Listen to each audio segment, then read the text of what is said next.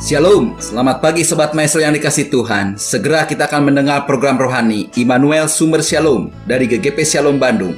Inilah seri yang selanjutnya. Immanuel datang memberikan dan meneruskan Shalom. Dengarkan dan terima firman Tuhan sebagai pegangan hidup hari ini. Selamat menikmati. Shalom, selamat pagi Sobat Maestro. Kita bersyukur kita boleh bertemu kembali dan kita boleh mendengar firman Tuhan sebelum kita melangkah masuk pada hari yang baru ini. Mari kita berdoa. Terima kasih Maha Besar Bapa yang di surga, penyertaan Tuhan semalam sehingga pagi ini kami boleh bangun lagi dan boleh bersiap untuk berkarya. Dan terima kasih ada kesempatan buat mendengar firman Tuhan. Mari Tuhan, rendahkan hati kami, sederhanakan iman kami, arahkan kami dengan firman Tuhan. Dalam nama Tuhan Yesus Kristus. Haleluya. Amin. Shalom. Salah satu cara yang Tuhan pakai untuk memurnikan, menguji iman kita adalah dengan pertanyaan-pertanyaan. Ada di dalam Alkitab, baik perjanjian lama maupun perjanjian baru. Dalam perjanjian lama ada sekitar 1000-an, 2 ribuan. Perjanjian baru setengahnya. Ada pertanyaan-pertanyaan dari kita kepada Tuhan, Tuhan kepada kita, orang lain kepada kita, kita kepada orang lain, dan kita kepada diri kita sendiri. Pada kesempatan ini, saya ingin mengajak kepada kita untuk merenungkan beberapa pertanyaan yang bersangkut paut dengan keselamatan, kehidupan Kristen, dan juga pelayanan. Kita buka dalam Mazmur 42 ayat yang ke-12. Di dalam terjemahan baru dikatakan, mengapa engkau tertekan hai jiwaku, dan mengapa engkau gelisah dalam diriku? Berharaplah kepada Allah, sebab aku bersyukur lagi kepadanya, penolongku dan Allahku. Ini satu pertanyaan dari kita kepada diri sendiri. Saya katakan tadi, ada pertanyaan-pertanyaan dari kita kepada Tuhan, Tuhan kepada kita, orang lain kepada kita, dan lain-lain. Pemazmur 42 ini mempunyai pengalaman yang pahit sekali, yang penuh dengan penderitaan. Dalam segala penderitaan dia begitu merindukan untuk bertemu dengan Tuhan, untuk mendapat pertolongan Tuhan. Dalam ayat yang ketiga, dalam ayat yang kedua, 3 dan 4 dikatakan, seperti rusa yang merindukan sungai yang berair, demikianlah jiwaku merindukan Engkau ya Allah. Jiwaku haus kepada Allah yang hidup. Bilakah aku boleh datang kepada Allah? Air mataku menjadi makananku siang dan malam, karena sepanjang hari orang berkata kepadaku, di mana Allahmu? Wah, ini pertanyaan lagi. Jadi sementara kita diuji iman kita, sementara kita menderita mengalami pencobaan, kesakitan, tantangan yang berat, masalah-masalah yang banyak, kita berdoa, dan lama sepertinya Tuhan tidak mendengar, sepertinya Tuhan belum menjawab. Ditambah lagi, orang mulai melihat kita berdoa, orang tahu kita orang Kristen, orang tahu kita berharap pada Tuhan. Mereka mengolok-olok dan berkata, di mana Allahmu? Dalam bahasa Arab dikatakan, apakah Allahmu mati?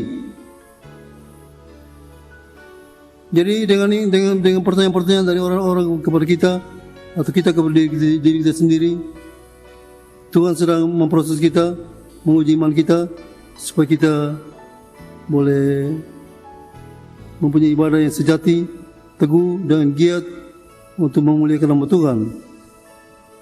Jadi saudara, ada beberapa pertanyaan dari Tuhan kepada kita, kita kepada Tuhan, kita kepada diri kita sendiri, dan lain-lain yang bersangkut paut dengan keselamatan, kehidupan Kristen, dan pelayanan.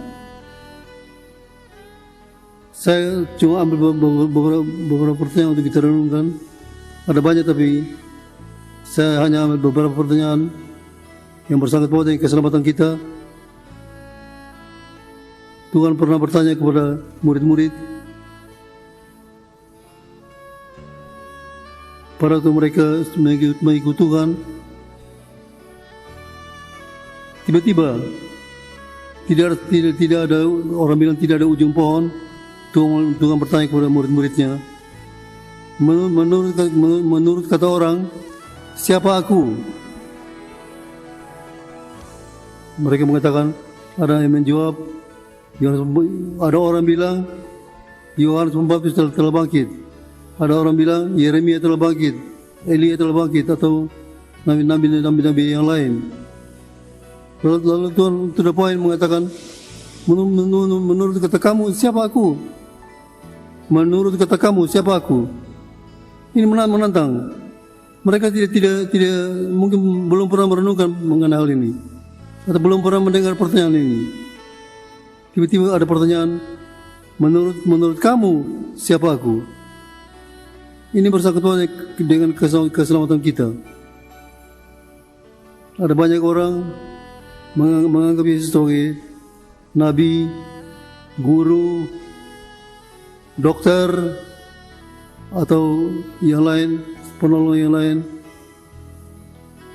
Tapi Tuhan berkata kepada murid-muridnya, bertanya kepada murid-muridnya, menurut kata kamu siapa aku? Semua diam. Karena mungkin mereka punya konsep yang berbeda satu kepada yang lain. Hanya satu yang menjawab.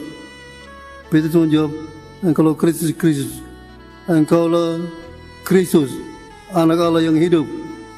Dan Tuhan berkata, di atas pengakuan ini, di atas batu karang ini aku mendirikan gerejaku, dan tidak ada yang bisa melawan dan membinasakannya. Jadi saudara melihat, Tuhan menguji, memurnikan iman kita, meneguhkan iman kita dengan pertanyaan yang sederhana saja. Satu waktu pada mula-mula, pada waktu Tuhan ingin memanggil murid-muridnya, ada dua murid yang mengikut Yesus waktu Tuhan jalan. Mereka ikut. Tuhan menoleh dan Tuhan bertanya, siapa yang kamu cari? Apa yang kamu cari? Mereka menjawab, di mana Rabi tinggal? Rabi tinggal. Ini juga satu pertanyaan yang baik. Kalau ada yang bertanya kepada saudara ini yang datang ke gereja, siapa yang kamu cari? Apa yang kamu cari? Ada yang pergi ke gereja untuk cari jodoh, mungkin cari berkat, mungkin cari teman, mungkin ketemu langganan, dan lain-lain. Dari itu Tuhan tanya, apa yang kamu cari? Siapa yang kamu cari? Tuhan bertanya untuk menguji iman kita, untuk meluruskan iman kita. Tuhan begitu memperhatikan kepada kita, begitu peduli, sehingga Tuhan tahu di mana kita berada. Pada waktu Adam dan Hawa berbuat dosa, mereka menyembunyikan diri, melarikan diri dari Tuhan. Tuhan tahu apa yang mereka buat. Tuhan datang, Tuhan mencari, Tuhan memanggil, "Hei Adam, di mana kamu?" Ini satu pertanyaan. Pada waktu kita mulai mundur, kita mulai lari dari Tuhan, menjauhkan diri dari Tuhan, Tuhan akan mencari kita, dan mungkin Tuhan akan bertanya kepada kita, di manakah kamu? Bukan Tuhan tidak tahu, Tuhan tahu kita di mana. Tuhan tahu, Tuhan mau bertanya di manakah kita dalam masalah persekutuan dengan Tuhan, dalam masalah keharmonisan dengan Tuhan. Apa kita sudah mulai jauh? Apa kita sudah mulai malas? Apa kita sudah mulai bosan, kendor, taurati? Di mana kamu? Dan banyak lagi pertanyaan lain yang bersangkut dengan keselamatan kita. Ada seorang muda, kaya, ternama, rohani juga, tapi dia belum puas dengan segala konsep keselamatan dia. Dia datang kepada Tuhan, Tuhan, apa yang saya harus buat supaya mendapat selamat, supaya mendapat hidup yang kekal. Apa yang saya harus buat? Perhatikan pertanyaannya. Apa yang saya harus buat? Tuhan bilang, bagaimana? Apa yang kamu harus buat? Mau buat? Pulang, jual segala hartamu, berikan kepada orang miskin, dan ikut aku. Dia pulang, dia tidak kembali lagi. Karena kalau kita mengatakan dia orang kaya, ada banyak orang lebih mencintai kekayaannya daripada keselamatan. Jadi Tuhan kadang-kadang ingin bertanya kepada kita untuk menguji iman kita, memurnikan iman kita. Tadi saya telah katakan Pemazmuran 42 dan segala penderitaan dia, air mata setiap hari menangis. Karena sementara dia menderita, ada orang suka bertanya, katanya kamu punya Tuhan, katanya kamu punya Allah yang hidup, yang berkuasa, yang lebih besar dari segala masalah. Di mana? Apa dia lagi tidur? Apa mati? Ini pertanyaan membuat dia begitu sakit hati, begitu menangis. Tetapi dia tidak mundur, dia tetap teguh, dan dia berkata kepada diri sendiri, hei jiwaku, kenapa kamu begitu upset? Kenapa kamu begitu bingung? Kenapa kamu begitu kalut? Kenapa kamu begitu bengong? Kenapa kamu begitu takut? Kamu masih punya Tuhan, berharap pada Tuhan, Dia adalah penolong kita. Aku masih mempunyai cukup banyak alasan untuk memuji Tuhan dan bersyukur pada Tuhan. Ini bagus sekali. Jadi orang bertanya, di mana Allahmu? Dia mulai berpikir, iya ya, kita baru saja merayakan hari kebangkitan. Apa artinya hari kebangkitan? Kita baru saja memperingati, diingatkan, dirayakan, dinyanyikan kita punya Tuhan yang hidup. Saya sering katakan bahwa ada banyak orang besar disebut namanya, di belakangnya ada ALM, almarhum. Tetapi Yesus, kalau saudara menulis Yesus Immanuel, Asa, yang ada, yang sudah ada, dan yang akan datang, hidup. Jadi kalau ada orang bertanya kepada kita, siapa Tuhanmu? Jawab dengan singkat dan sederhana. Yesus Immanuel, artinya Dialah juru selamat kita, Dialah Tuhan kita yang menyertai kita. Jadi saudara, jangan marah kalau ada orang yang mengolok-olok kepada kita. Di mana Tuhan kamu? Apakah Tuhan mau mati? Kita jawab dengan singkat, dengan tegas. Kita punya Tuhan yang hidup dan benar. Hidup dan benar, itulah Tuhan kita. Ada banyak Tuhan yang dianggap hidup, tapi tidak benar. Ada banyak Tuhan yang dianggap benar, tapi enggak hidup lagi, sudah menjadi almarhum. Kita bersyukur kita punya Tuhan yang hidup dan benar, Yesus Immanuel. Jadi setiap kali Tuhan bertanya, itu untuk menantang iman kita, untuk menguji iman kita. Saya seringkali juga ditanya, dan saya terima semua pertanyaan, direnungkan sampai kepada satu kesimpulan untuk meneguhkan iman kita. Kita mengatakan, hai jiwaku, mengapa kamu begitu takut, begitu bingung? Kamu punya Tuhan yang hidup, kamu punya Tuhan yang benar. Saya teringat kepada Billy Graham, penginjil besar. Dia punya pembantu yang banyak di sekitar dia, ahli-ahli teologi, yang tidak semuanya punya iman yang sama. Ada juga yang tidak percaya kepada mujizat, tidak percaya kepada Tuhan yang di atas segala kemustahilan. Setiap hari omong, setiap hari didiskusikan, membuat Billy Graham jadi bingung. Apa iya ya, Tuhan kita adalah Tuhan yang tidak melakukan mujizat lagi? Apa iya, Tuhan kita adalah Tuhan yang mati? Dia ambil kesempatan beberapa waktu, semua pelayanan jadi off, dan dia merenungkan, dia berdoa, dia membaca Alkitab, dia sampai kepada satu kesimpulan, saya percaya Tuhan kita adalah Tuhan yang hidup dan benar. Dia adalah juru selamat yang sempurna. Dan didirikan satu monumen di sini. Billy Graham pernah bingung. Di sini juga Billy Graham diteguhkan kembali untuk mempunyai Tuhan yang hidup dan benar. Dan dia terus memberitakan Injil. Jadi saudara, kadang-kadang Tuhan bertanya kepada kita untuk meluruskan iman kita. Jangan marah, tapi bersyukur.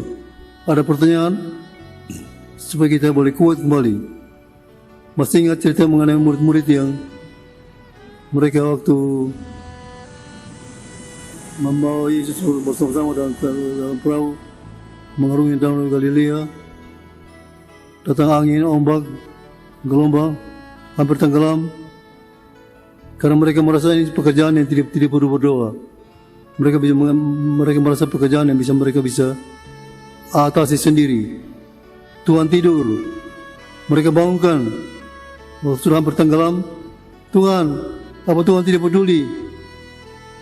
Kami mau tenggelam. Apa? Tidak peduli? Siapa yang tidak peduli? Kamu yang tidak peduli kepada aku. Kamu yang merasa cukup kuat, cukup bisa. Tuhan sudah bangun, teduh, dan semua teduh. Dan Tuhan bertanya, di mana iman kamu? Di mana iman kamu? Katanya kamu punya Tuhan.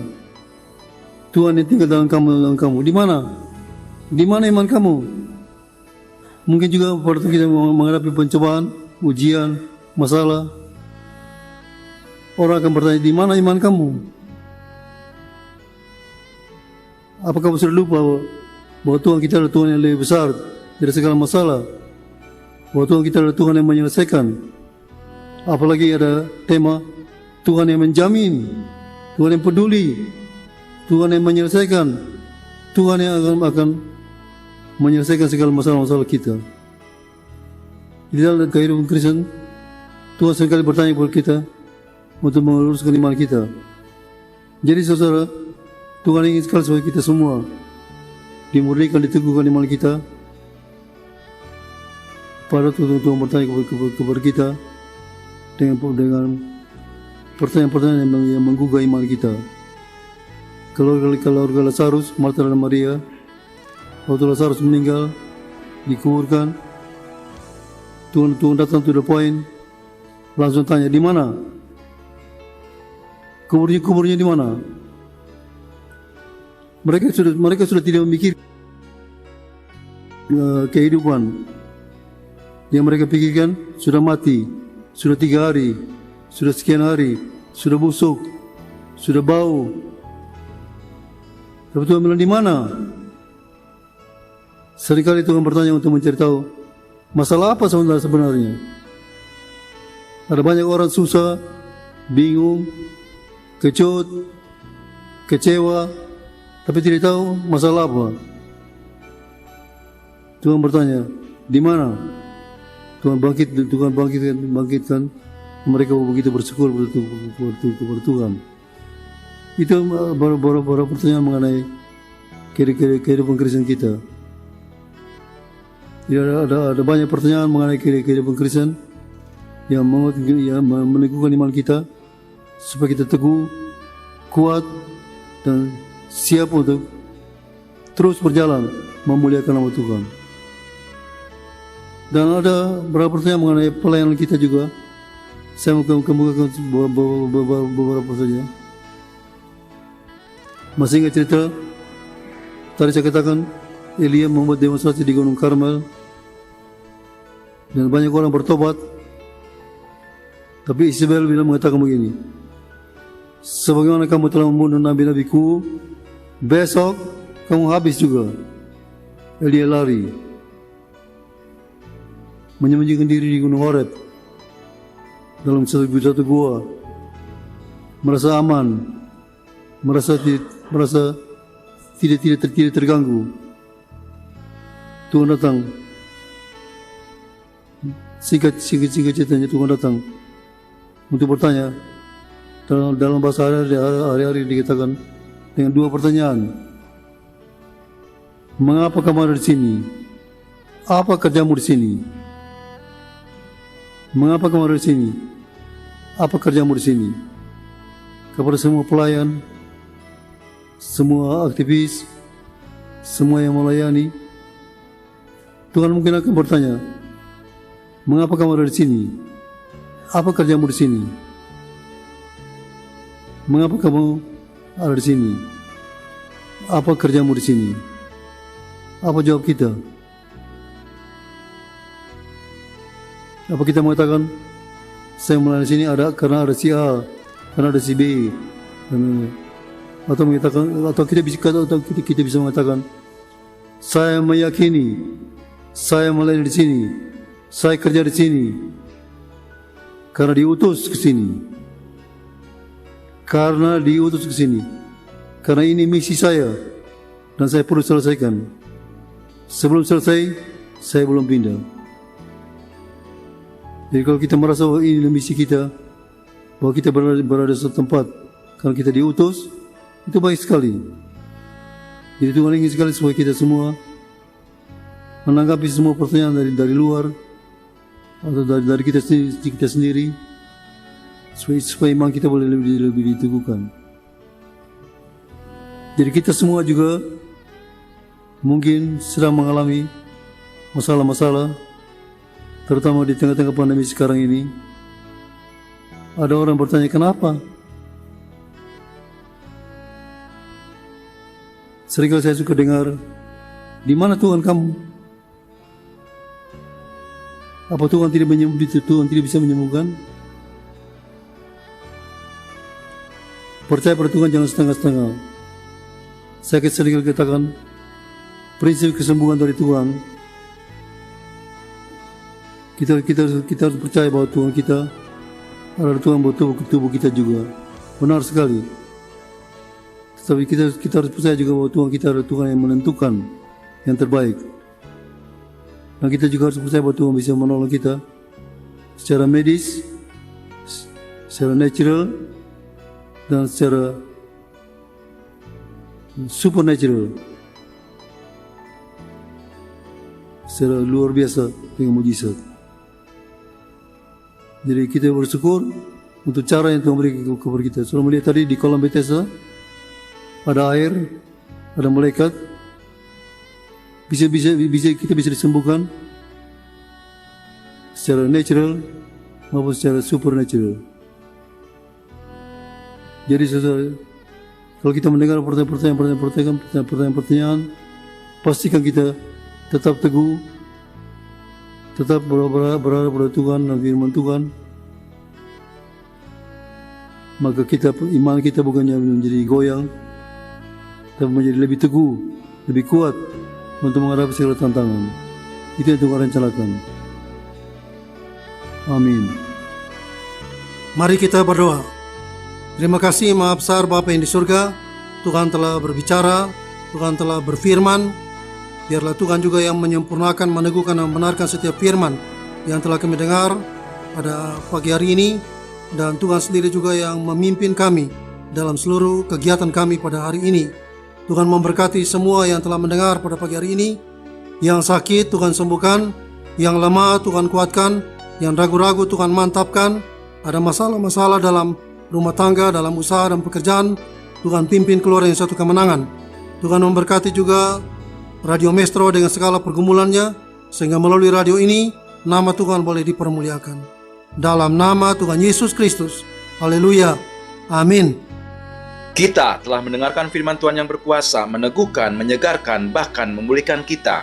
Kalau saudara ingin pelayanan konsultasi lebih lanjut, saudara bisa menghubungi GGP Shalom, Jalan Semar nomor 36 Bandung, telepon 6012-604.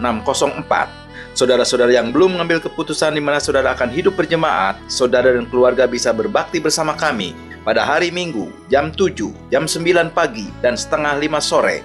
Kami mengundang dan menanti saudara sampai bertemu kembali pada waktu dan gelombang yang sama. Tuhan memberkati.